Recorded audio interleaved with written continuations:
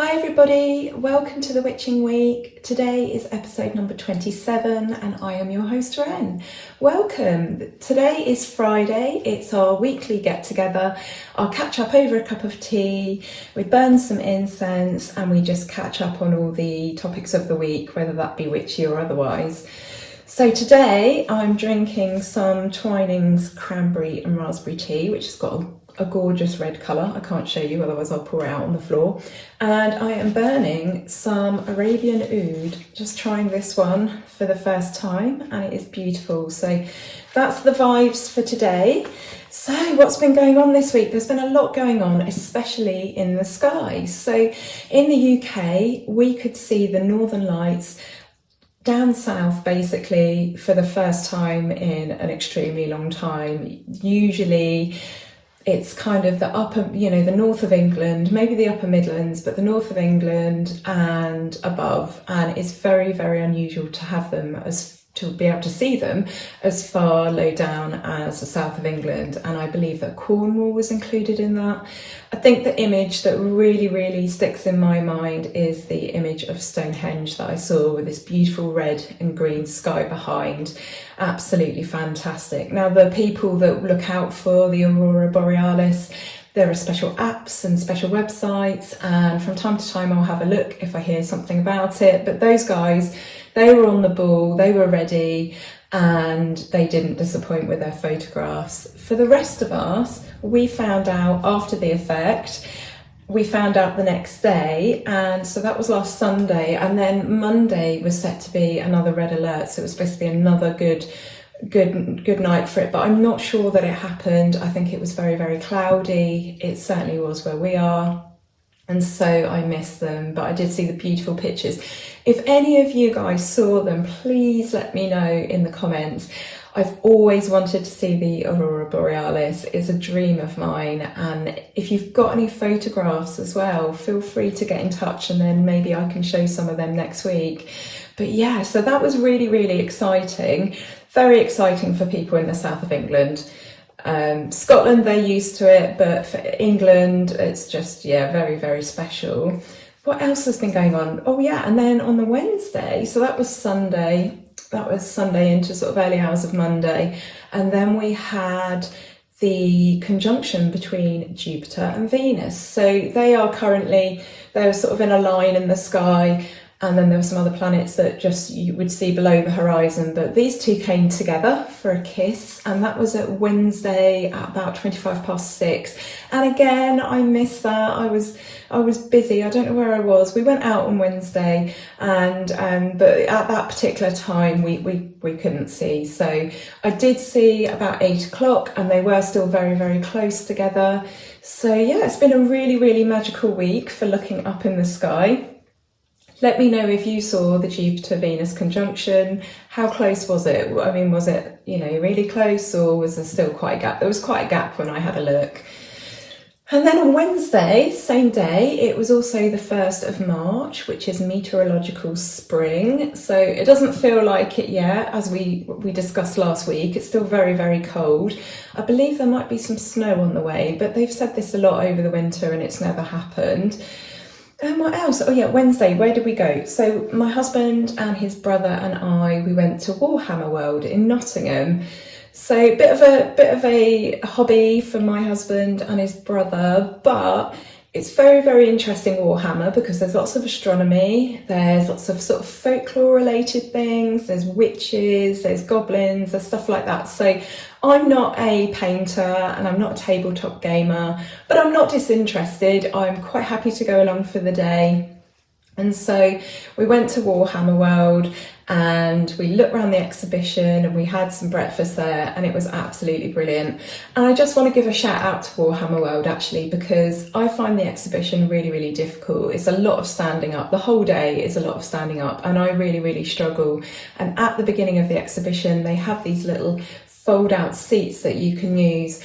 They're really big on accessibility there, and I really, really appreciate that. So I just want to say well done to Warhammer World, because you're really thinking about all the different sorts of people that visit your building and your attractions. So yeah, that was absolutely brilliant. That was really good fun. The anniversary of the beginning, or the sort of the beginning of the trials in the Salem Witch Trials.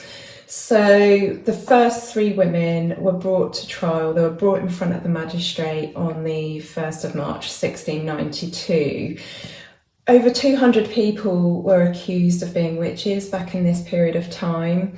30 were found guilty, 90 were executed, and that was 14 women and 5 men. In 1869, let me check, sorry, I always get that round the wrong way, 1689, William and Mary, English monarchs, they started a war with the French in the American colonies. And the result of that was there was conflict going on in lots of different pockets in the US, and that produced refugees, believe it or not. And those refugees moved to a couple of places, so Essex County and also Salem Village. And what happened was, as that conflict ravaged those regions and those refugees had to move to other areas, it meant that those areas were completely stripped of their resources. A lot of pressure was put on the resources, and this is what happened in Salem.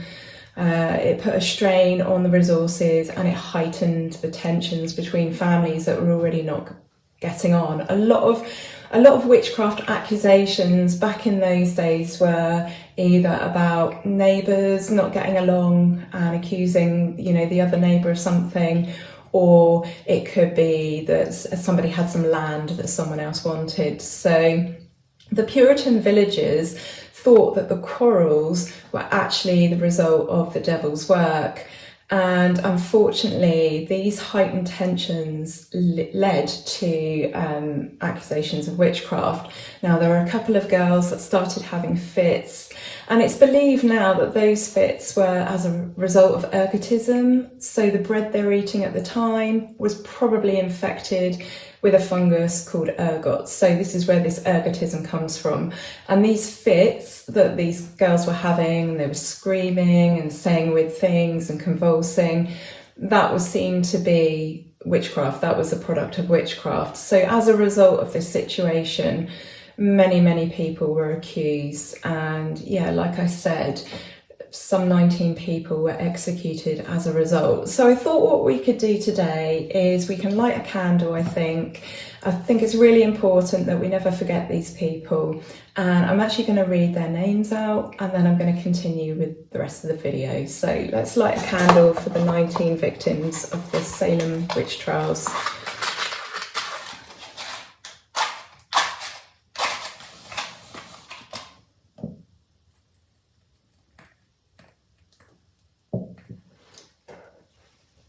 Okay, so Bridget Bishop, Sarah Good, Rebecca Nurse, Elizabeth Howe, Susanna Martin, Sarah Wilds, Reverend George Burrows, George Jacobs Sr., Martha Carrier, John Proctor, John Willard, Martha Corey, Mary Easty, Mary Parker, Alice Parker, Anne Pudiator, Wilmot Red, Margaret Scott, and Samuel Wardwell Sr.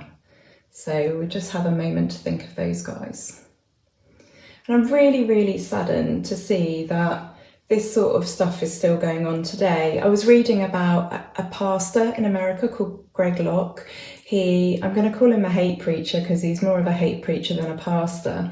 And he made a statement to a conspiracy theorist called Candace Taylor. And he said that public schools are hiring witches at an alarming rate. He says that they infiltrated his church, they prayed over him, made him sick, and this is his words, messed up his flesh. He's the founder of the Global Vision Bible Church Tennessee, and he also claims that OCD and autism are types of demonic possession, and he has had public burnings of witchcraft books. So it's really sad to think that these sorts of persecutions are still going on today. He is preaching hatred. If you're in America, I know a lot of you are, please tell me what you think of this guy. He's been banned from Twitter. He seems like a really bad really bad man from what I've read, but he must have some sort of following. He must have some sort of platform to be this well known, because I read about something he'd said about witches, and then when I looked him up, I actually realised that I'd heard of him before, which I think is really, really unusual for the UK, which is not religious at all. Yes, we have a section of our community who will go to church on Sunday, but that's not a big thing. It's not a big thing like I know it is in other places like America. So I would just like to know, if you're American and you've heard of him, what is the general feeling and consensus towards him? I'd be really, really interested to know, because I really hope he is the last of his kind and these people are losing their way in the world rather than gaining momentum. But I fear I know the answer to that. So yeah, please enlighten me, please. I'm sure you guys know more than the small bit that I've managed to find out online. I found a really good website that you guys will be able to use for looking up pagan news. So it's called wildhunt.org. I'll put a link down under the further research box in the comments, well not in the comments, but underneath this video.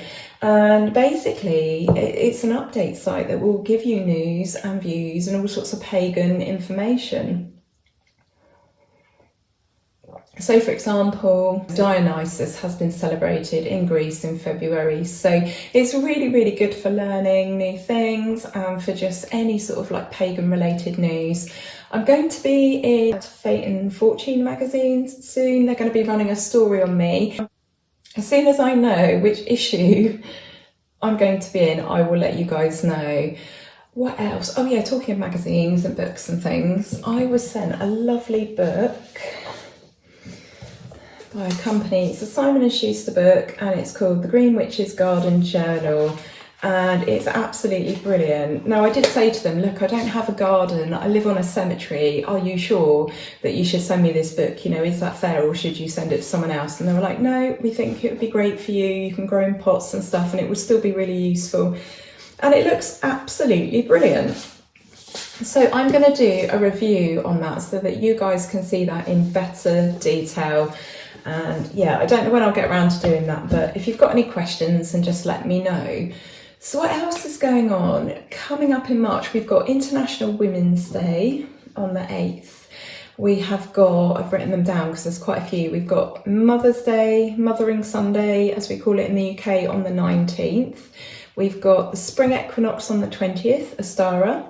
And British summertime begins on the 26th, which is a Sunday as always. So the clocks are going to be going forwards for us here. So we're going to be gaining more daylight. And with Ostara as well, it's a balanced time when day and night are the same length. But once we go past the equinox, then that balance is tipped and we will have more hours of daylight than we have darkness. So I think we're all rejoicing about that. I think we're all really, really happy about that. I know I am. I cannot wait for it to warm up. So it's absolutely brilliant. Ostara, what are you guys doing to celebrate? I would love to hear. I've started thinking about my Ostara celebrations. I usually do a small ritual. I think I mentioned it last week. I'm going to film that and put it up on YouTube for you guys. But I also, because it's a time of balance, and yes, it's a bit of a funny one, Ostara, because it's a time when we seek balance in our lives. That balance that's represented at the equinox, day and night are of equal length, and we're looking for balance in our life and what we do and the way we go about things. But it's also a green light to move into the active period of the year. So it's a bit of a funny one, but I like to look at my diet and my level of exercise at this time of year. And invariably over the winter, I've become slower. I've become lazy. Well, not lazy because we're supposed to rest and hibernate, but I've become lazy. And usually I am really, really suffering at this time of year. And I need sunlight. I need movement. And my diet as well has, you know, what I'm eating is not good for me. It's really, really having a huge effect on my pain levels, inflammation, skin, joints, you name it. So around about this time, I start to make some changes and try and become much more balanced.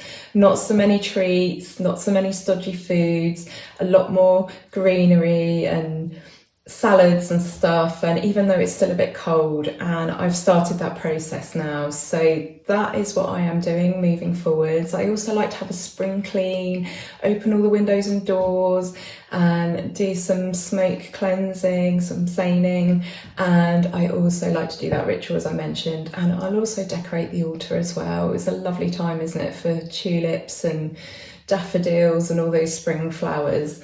So those are my plans. We'll talk more about those next week. What are you guys up to? I'd love to hear how your week has been. I just would love to know who of you saw the Northern Lights, because that was just so exciting. And yeah, it's time to do some cards now. So let's give those a shuffle. Where are they? As you can hear, my chair is still squeaking, which is not ideal. It means I have to sit here really carefully so that I'm not ruining the video. So just to add, to make it a bit easier to start my diet, basically. Oh, I don't want to call it a diet. It's not a diet. I'm not on a diet. I am merely overhauling my lifestyle so that I'm looking after myself. It's nourishment more than anything. But I've made this list. It just helps me. It just helps motivate me. So no more pain, no more inflammation, no more acne, no more digestive discomfort, no more brain fog. You get the idea. So that's really helping me. I need something to motivate me. I have to remember as well that I've got magical will and determination. So whenever I feel myself faltering, I think, no, come on, determination, willpower. Okay, so we're picking some cards for an energy reading for the week ahead. For everybody watching, this will resonate to some, not to all. Just take from it what you need. So today we have the Four of Swords, the High Priestess, the Hanged Man, and the World. And the message for the week ahead is this: even the most battle-hardened warrior needs to rest. Everybody needs to rest. And to reach our goals and our ideals, then even we need to just take some time out and drop everything. We cannot strive for excellence. We cannot work towards those goals. We cannot do anything in life unless we rest. And I feel the message here is it's about attainment. It's about reaching those goals and fulfilling those plans and fulfilling those ideals. And the message here is rest, use your intuition, and also sometimes you'll be forced to pause, forced to take a break, forced to rest. And that's okay. It doesn't mean if you rest and you stop that you are necessarily taking 3 steps forward and 4 back. Sometimes stopping and taking stock of everything actually propels you forwards. So I'm thinking of an arrow here. When you pull an arrow all the way back, sometimes it feels like that it's going to break, it's going to snap, but actually that slow drawing back and that moment of pause happens before you are flung far forwards. So stop and rest so that you can tune into that intuition, so that you can tune into the messages from the universe, the messages from your higher self, the messages and the knowing that you have deep within you. And if you don't take that rest, then something will come along and force you to. But you need to do this, and then, and only then, can you satisfy your wants, your needs, your desires, your wishes, your goals, your plans. So take some time out, rest, recoup, have a stock take, think about everything, listen to your inner knowing, listen to that inner voice or that upper voice or your angels or your guides or whoever. But you're going to need to have a rest, and then you'll be able to move forwards with everything. So on that note, I'm wishing you a really, really lovely weekend and week ahead.